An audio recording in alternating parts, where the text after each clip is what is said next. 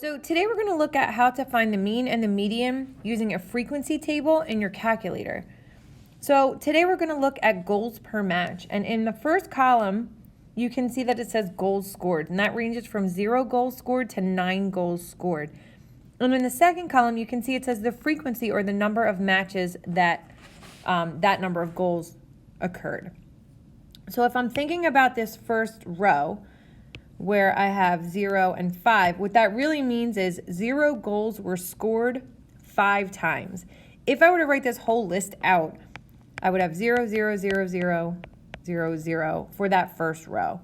Now for the next row, I would do kind of something similar, except I had 1 goal scored and that happened 7 times. So you would have to write out 1 7 times. Now nobody wants to do all that. That's too much.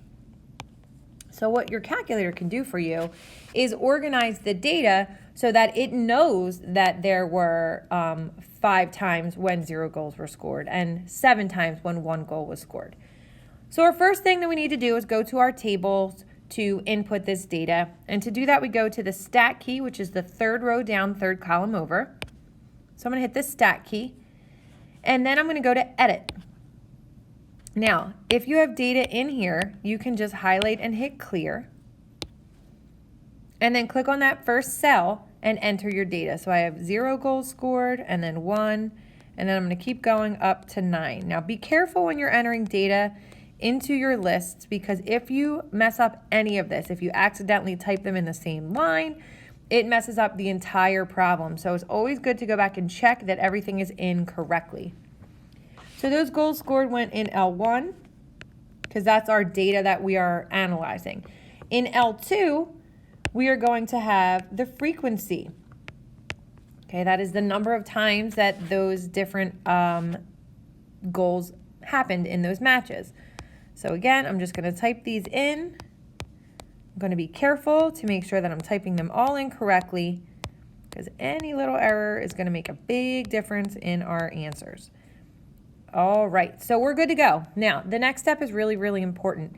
You need to quit out of your lists in order to find the mean and the median, because otherwise it dumps it right back in to your lists, and that's no good. So we're going to hit the blue second key and then mode to quit, and this takes me back to my main screen. Now, we're going to that stat button again, but we need to hit the second button first, and you'll see that list is highlighted now. That blue list in the left-hand corner, that stat button is now illuminated. So we're going to hit stat, and now it gives us a new menu here.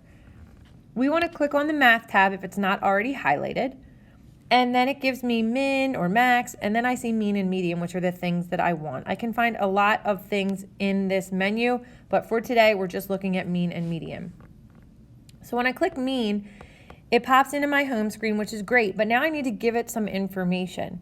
You can see underneath that in the side, the parentheses, it says list and then frequency list. So the list means the data that I am analyzing here, and in our case, it's going to be goals scored, and that is in list 1. So you're going to hit the blue second key and the number 1 to get L1. Then we need a comma. We need to separate our lists, and that comma is above the 7. And then we need to input the frequency.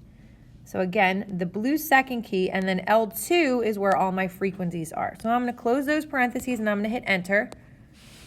And I am going to get a mean of approximately 3.05 goals per match.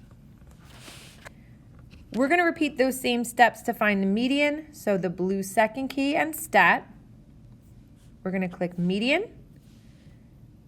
Second 1 gives us list 1. The comma above the 7, second list 2, close it up, and that will tell me that our median number of goals scored is going to be 3.